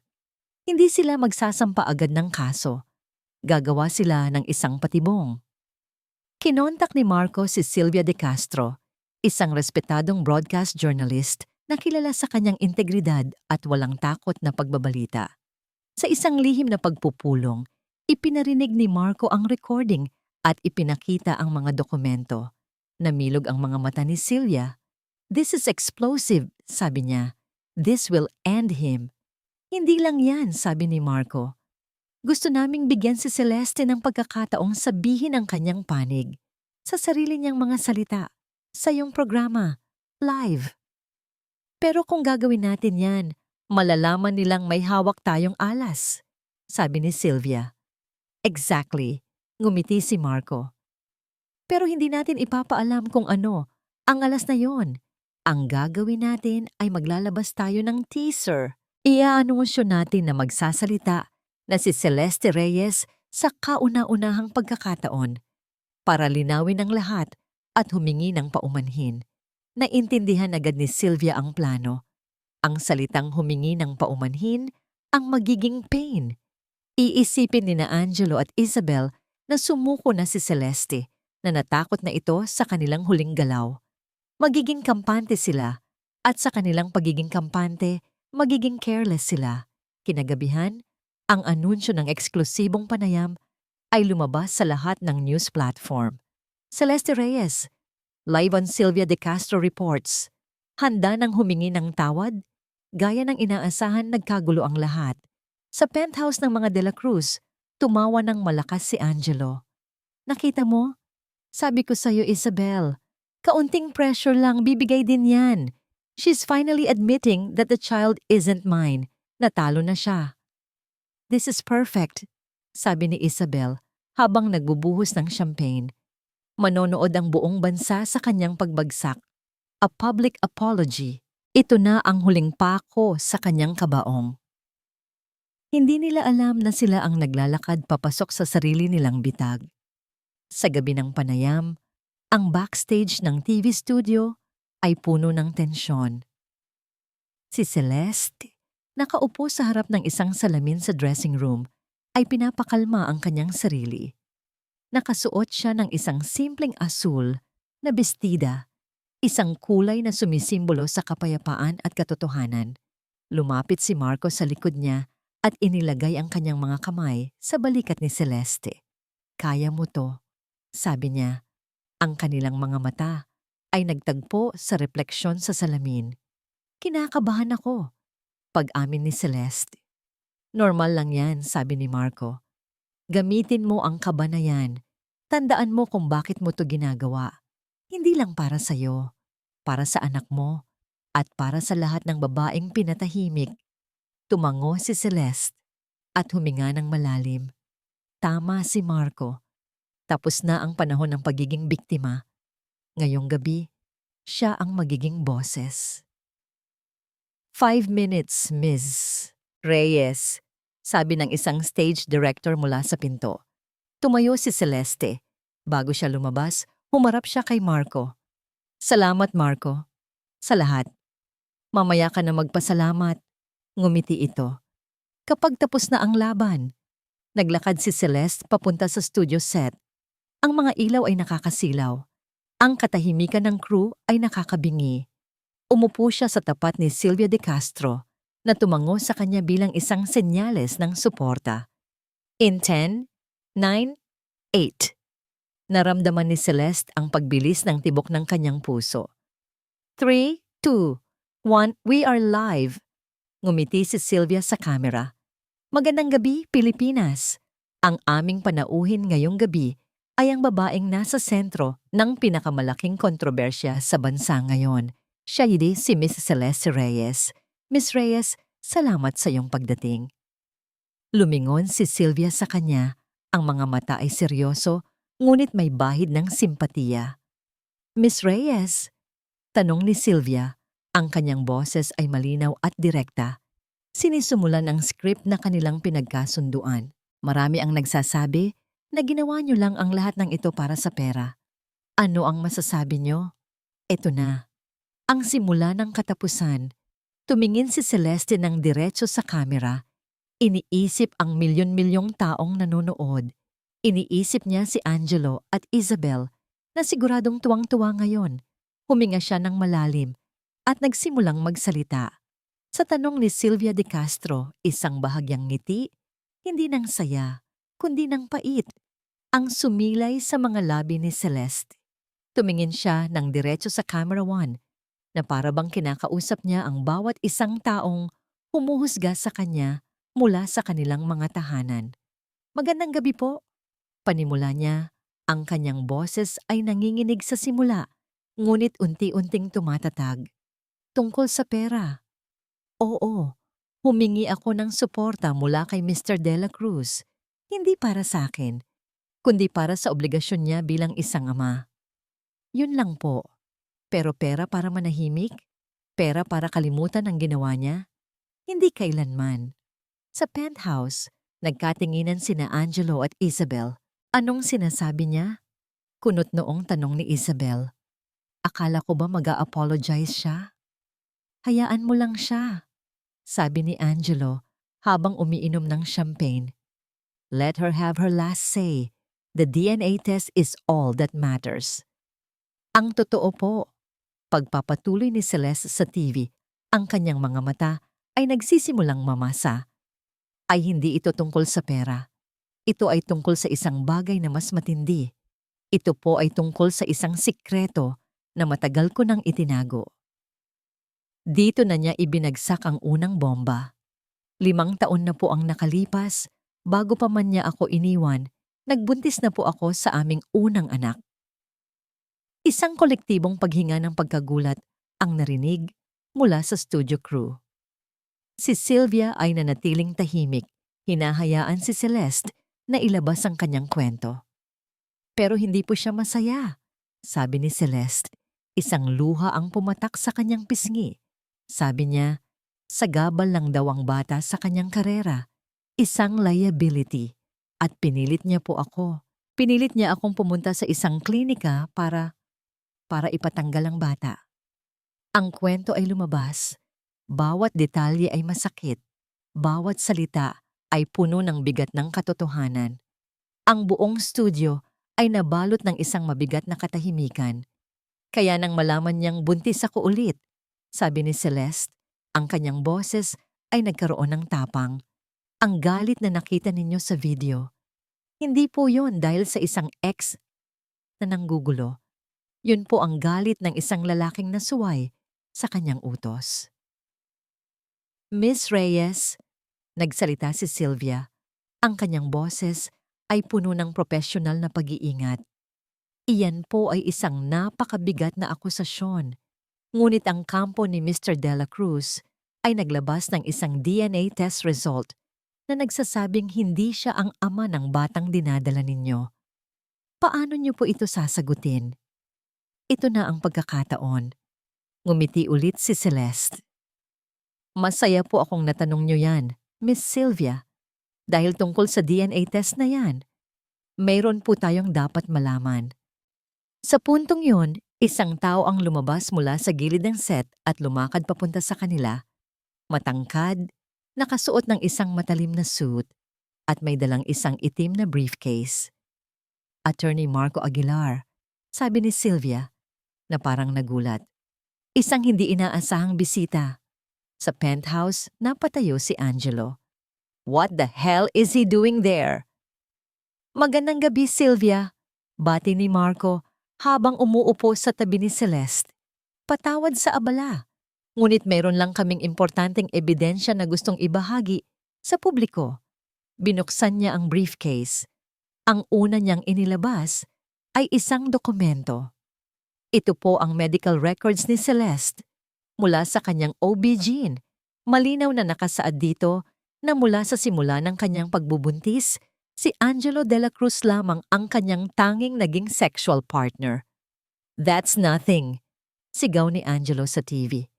Her word against a scientific document. At pangalawa, sabi ni Marco, at dito na niya inilabas ang alas. Tungkol sa scientific document na yon, mayroon po tayong dapat pakinggan. Nagbigay siya ng senya sa technical booth. Biglang isang audio recording ang umalingaw-ngaw sa buong studio at sa milyon-milyong telebisyon sa buong bansa. Static. Pagkatapos ay ang boses ni Attorney Diaz. Recording. Diaz. Gina, are you there? Simple lang ang trabaho mo. Ipalit mo ang resultang ibibigay ko sa iyo doon sa original. Siguraduhin mong 0% probability ang lalabas. Naiintindihan mo? Malaki ang bayad dito. Boses ni Gina, nanginginig. Recording. Gina. Pero sir, illegal po to. Peke po ang resulta. Boses ni Diaz, naiinip. Recording. Diaz. Just do it. Si Mr. Dela Cruz na ang bahala sa lahat. Basta gawin mo at magkakapera ka. Pagkatapos ng recording, isang nakakabinging katahimikan. Pagkatapos, kinuha ni Marco ang isa pang dokumento mula sa briefcase. At ito naman, sabi niya, ipinapakita ito sa camera. Ang orihinal na resulta mula kay Miss Gina Santos, ang totoong resulta. Nag-zoom in ang camera. Ang mga salita ay malinaw. Probability of paternity, 9.99% sa penthouse na bitawan ni Angelo ang kanyang baso ng champagne. Nabasag ito sa sahig, kasabay ng pagbasag ng kanyang mundo. Si Isabel ay napasandal sa pader. Ang mukha ay putlang-putla na parang isang multo. Tapos na tayo, bulong ni Isabel. It's over. Biglang may malakas na katok sa pinto ng kanilang penthouse. Sa TV, tumingin si Celeste ng diretso sa kamera. Ang kanyang mga mata ay hindi na puno ng luha, kundi ng isang mahinahon, ngunit hindi matitinag na lakas. Hindi po ako humihingi ng awa, sabi niya. At lalong hindi po ako humihingi ng tawad. Ang hinihingi ko lang po ay hustisya. Hindi lang para sa akin, kundi para sa anak ko. At para sa lahat ng biktima na pinilit manahimik ng mga makapangyarihang tao. Sa split screen, ipinakita ng news channel ang live footage mula sa labas ng gusali kung saan nakatira si Angelo. Mga pulis. Dala ang isang warrant of arrest para sa obstruction of justice at falsification of documents. Ang huling imahe na nakita ng buong bansa ay si Angelo de la Cruz, ang makapangyarihang CEO na pinoposasan at kinakaladkad palabas ng kanyang tahanan, kasama si Isabel. Ang kanilang mga mukha ay puno ng pagkagulat at pagkatalo. Ang kanilang imperyo ay gumuho sa harap ng lahat in real time.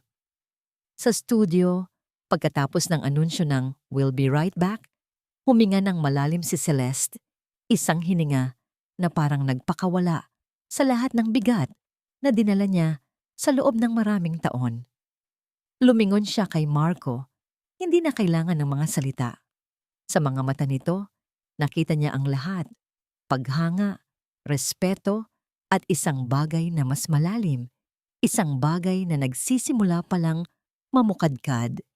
Nakatayo sa likod ng kamera, si Sylvia De Castro ay nagpunas ng isang takas na luha.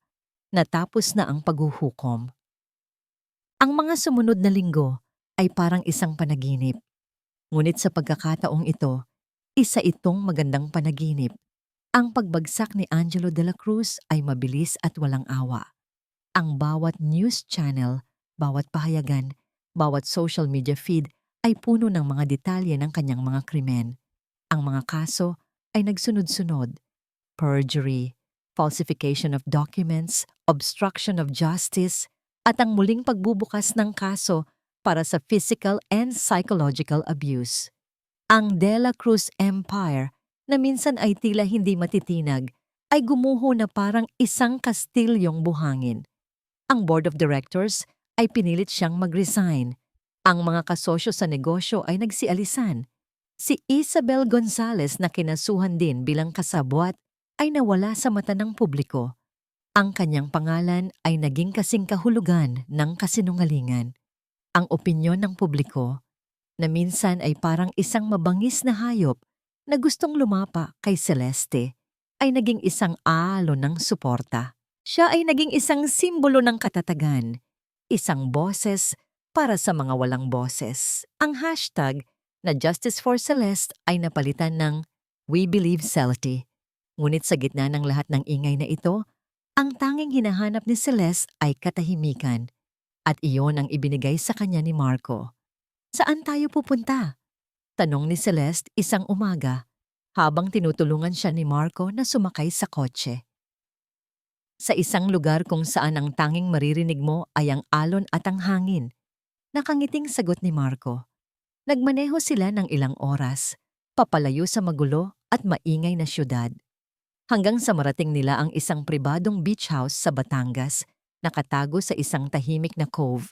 Ang bahay ay simple, ngunit elegante, gawa sa kahoy at salamin na nakaharap sa isang malawak na tanawin ng asul na dagat.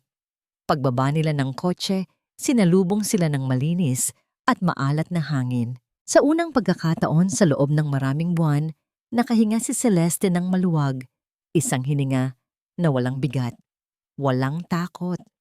Ang mga sumunod na araw ay ginugol nila sa kapayapaan.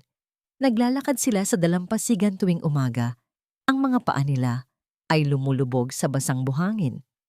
Nagbabasa sila ng mga libro sa isang malaking duyan sa ilalim ng puno ng niyog. Nagluluto si Marco ng masasarap na pagkain, habang si Celeste naman ay nag-aasikaso ng mga bulaklak. Sa mga sandaling iyon, hindi sila ang abogado at ang kliyente. Sila lang si Marco at si Celeste. Isang hapon, habang pinapanood nila ang paglubog ng araw, ang kalangitan ay nag-aapoy sa kulay kahel at lila. Nagsalita si Celeste. Hindi ko pa nasasabi sa'yo ng maayos, sabi niya. Hindi tumitingin kay Marco kundi sa malayong abot-tanaw. Pero, salamat. Para saan? Tanong ni Marco. Ang kanyang boses ay kasing kalmado ng papalapit na gabi. Sa lahat, lumingon si Celeste sa kanya. Ang kanyang mga mata ay sumasalamin sa kulay ng papalubog na araw. Sa paniniwala mo sa akin noong lahat sila ay nagduda.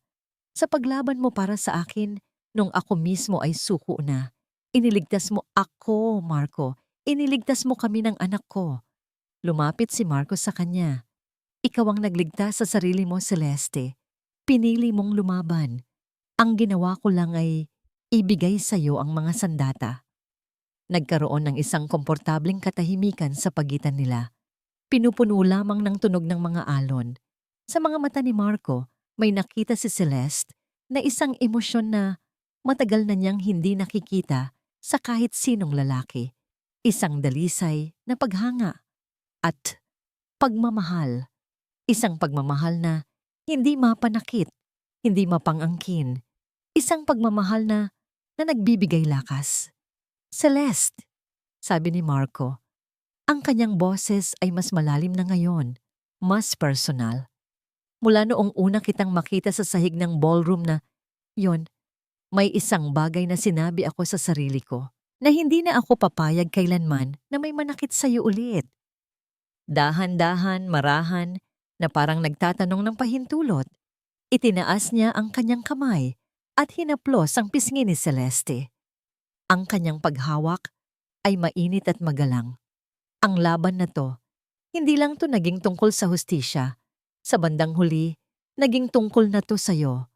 Ang puso ni Celeste ay nagsimulang tumibok ng mas mabilis, ngunit sa pagkakataong ito, hindi dahil sa takot, kundi dahil sa isang emosyon na matagal na niyang ibinaon. Kilig. Pag-asa. Hindi niya namalayan na unti-unti nang lumalapit ang kanilang mga mukha. Ang hangin sa pagitan nila ay napuno ng isang kuryenteng hindi masabi. Ang papalubog na araw, ang kanilang tanging saksi. At doon, sa dalampasigan ng Batangas, sa gitna ng kapayapaan na kanilang natagpuan, ang kanilang mga labi ay nagtagpo. Hindi ito isang halik na puno ng pagnanasa, kundi isang halik na puno ng pangunawa, ng pagpapagaling, isang halik na nagsasara sa isang masakit na kabanata at nagbubukas ng isang bago. Bawat pagdampi ay isang pangako. Isang pangako ng isang ligtas na kanlungan. Isang pangako ng isang bagong simula. Nang maghiwalay sila, nakasandalang kanilang mga noo sa isa't isa. Parehong humihinga ng malalim. Biglang naramdaman ni Celeste ang isang malakas na sipa mula sa kanyang sinapupunan. Napangiti siya at hinawakan ng kanyang tiyan. Mukhang may isa pa ditong masaya, sabi niya. Habang kinukuha ang kamay ni Marco at inilalagay ito sa kanyang tiyan para maramdaman din nito ang paggalaw. Nang maramdaman ni Marco ang buhay sa ilalim ng kanyang palad, isang ngiti ang sumilay sa kanyang mga labi. Isang tunay at masayang ngiti na nagpaliwanag sa buo niyang mukha. Sa sandaling iyon, hindi siya ang kinatatakutang abogado. Siya lang si Marco, isang lalaking nakahanap ng pamilya sa lugar na hindi niya inaasahan.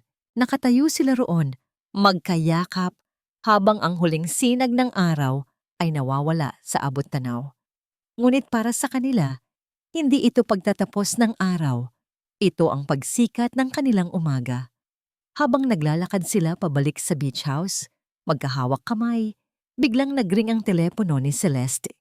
Isang hindi rehistradong numero. Nag-atubili siyang sagutin, ngunit hinimas ni Marco ang kanyang kamay. Isang senyales na nandyan lang ito. Hello? Celeste? Sabi ng isang pamilyar na boses sa kabilang linya. Si Dr. Alcaraz to. Natigilan si Celeste, ang doktor mula sa kanyang bangungot. Bago pa man ako tuluyang tumestigo laban kay Angelo, sabi ng doktor, ang boses ay puno ng pagsisisi.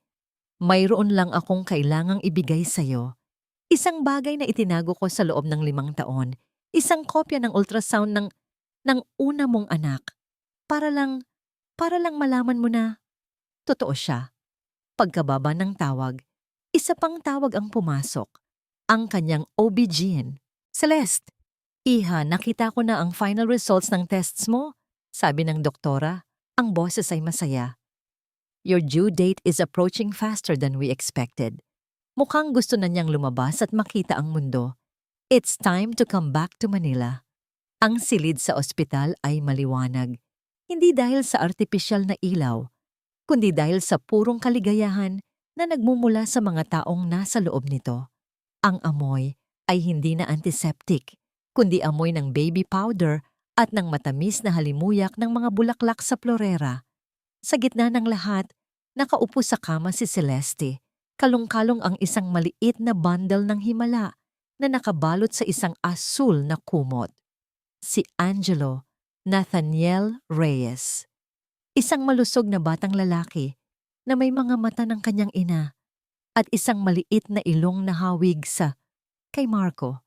Ang proseso ng panganganak ay mahirap. Ngunit sa bawat pag-ire, sa bawat butil ng pawis, si Marco ay nasa tabi niya. Hawak ng mahigpit ang kanyang kamay. Bumubulong ng mga salita ng pagpapalakas ng loob. Hindi niya ito binitawan kahit isang segundo. At nang marinig nila ang unang iyak ng sanggol, isang tunog na mas matamis pa sa kahit anong musika, ang kanilang mga luha ay sabay na pumatak. Hindi luha ng sakit, kundi luha ng purong di mapantayang kagalakan. Nathaniel, bulong ni Celeste, habang marahang hinahaplos ang malambot na pisngi ng kanyang anak. Pinili niya ang pangalang iyon na ang ibig sabihin ay handog ng Diyos. Dahil iyon talaga ang tingin niya sa kanyang anak. Isang regalong ipinadala pagkatapos ng pinakamatinding bagyo. Nakatayo sa tabi ng kama si Marco, nakatingin sa mag-ina na may ngiting hindi maalis sa kanyang mukha. Ang kinatatakutang abogado sa korte ay nawala. Napalitan ng isang lalaking puno ng pagkamangha at pagmamahal. Makalipas ang ilang araw, sa isang maliit ngunit maaliwalas na bahay na nirentahan ni Marco para sa kanila, malayo sa anumang alaala ng nakaraan, nagkaroon sila ng isang maliit na salo-salo. Naroon lamang ang mga piling tao. Ang nanay ni Celeste, na lumipad mula probinsya, ang mukha ay puno ng pagsisisi at pagmamahal. Si Maria, ang kanyang tapat na kaibigan, at si Ben, ang imbestigador ni Marco. Habang nagkakatuwaan sila sa sala, oras na para palitan ang diaper ni Nathaniel. Ako na! Mabilis na alok ni Marco, na para bang ito ang pinakamahalagang misyon sa buong mundo. Pinanood siya ni Celeste na may ngiti sa labi. Ang husay ni Marco sa korte ay kabaligtaran ng kanyang pagiging baguhan bilang isang pansamantalang ama. Nakita niya kung paano nito maingat na binuhat ang sanggol at kung paano ito halos magpanik nang hindi niya alam kung paano ilagay ng tama ang bagong diaper. Teka, bakit parang tabingi? Bulong ni Marco sa sarili habang si Nathaniel ay kalmadong nakatitig lang sa kanya. Hindi na napigilan ni Celeste. Isang malakas at masayang tawa ang kumawala sa kanya. Isang tawang matagal nang hindi niya naranasan. Ang tunog noon ay nagpatigil sa lahat at napangiti na lang din sila. Sa wakas, ang tunog ng kaligayahan ay bumalik na sa buhay ni Celeste. Maya-maya pa, habang natutulog na ang lahat at tahimik na ang bahay, lumabas si Celeste sa maliit na hardin. Dala-dala ang mahimbing na natutulog na si Nathaniel. Sinundan siya ni Marco. May dalang 2 tasa ng mainit na tsa. Umupo sila sa isang bench, magkatabi. Pinagmamasdan ang mga bituin. Tingnan mo siya, bulong ni Celeste habang nakatitig sa anghel niyang anak. Pagkatapos ng lahat ng nangyari, sulit ang lahat dahil sa kanya. Dahil sa inyo, pagtatama ni Marco habang inaakbayan si Celeste at marahang hinahalikan ang tuktok ng ulo nito. Tumingala si Celeste sa kanya. Ang kanyang puso ay puno ng pasasalamat na hindi kayang isalarawan ng mga salita. Sino ang mag-aakala, sabi niya, na ang gabi ng aking pinakamatinding kahihiyan ay siya palang magiging simula ng aking pinakamalaking kaligayahan? Tinitigan niya ang kanyang paligid, ang tahimik na gabi, ang mahimbing na natutulog niyang anak, ang lalaking nasa tabi niya na hindi lang nagbigay sa kanya ng hustisya, kundi nagbigay din sa kanya ng isang pamilya. Hindi ito ang fairy tale na pinangarap niya noong bata siya. Ito ay mas higit pa. Ito ay totoo. Ito ay pinaghirapan. Ito ay kanya. Tumingin si Celeste sa bintana ng kanilang bahay kung saan ang ilaw ay mainit at nag-aanyaya. Hindi na siya nakatingin sa isang madilim na nakaraan, kundi sa isang maliwanag na hinaharap, hawak kamay, kasama ang dalawang lalaki ng kanyang buhay. Ang bagong simula ay nagsimula na. ChatGPT Danoy. At dito nagtatapos ang kwento ng lalaking walang puso na hinubad ang damit ng kanyang dating asawa na buntis sa mismong araw ng kasal niya. At ang ginawa ng babae pagkatapos ay nagpakita ng tunay na lakas, dignidad at tapang. Ipinapaalala sa atin ng kwentong ito na kahit gaano man kalupit ang ginawa ng isang tao, ang kabutihan at tamang asal ay laging mananaig sa huli. Ang masama, kahit pansamantala, ay nagtatagumpay. Sa huli ay haharap sa katarungan at kabayaran sa ginawa nila. Samantalang ang mga taong tapat, mabait, at may tapang harapin ang lahat ng pagsubok ay makakatanggap ng respeto, pagmamahal, at kapayapaan ng isip. Ang dating asawa na akala ng marami ay biktima lamang. Sa huli ay siya ang nagtagumpay sa pamamagitan ng kanyang dignidad at matalinong hakbang. Kayo mga kaibigan, paano kaya ninyo haharapin ang sitwasyon kung kayo ang nasa posisyon niya? May pagkakataon na naranasan ninyo ang hindi makatarungang pagtrato mula sa ibang tao. At paano ninyo hinarap iyon? Sa pakikinig ng kwentong ito, naantig ba ang puso ninyo at may natutunan ba kayong leksyon tungkol sa lakas, dignidad at hustisya? Gusto ko rin kayong kamustahin. Kumusta po ang inyong araw habang pinapakinggan ang kwento? May mga karanasan ba kayo na parang kwentong ito na gusto ninyong ibahagi? I-comment lang po sa ibaba para makapag-usap tayo at matuto mula sa isa't isa. Pati na rin maipamahagi ang mensahe na ang kabutihan at tamang asal ay laging may gantimpala. Maraming salamat sa patuloy ninyong pagsama sa channel na ito. Sana po ay ligtas, malusog at puno ng tapang at lakas ang bawat isa sa inyo. Tandaan, kahit gaano man kalupit ang sitwasyon, ang tama at mabuti ay laging mananaig sa huli. Hanggang sa susunod na kwento.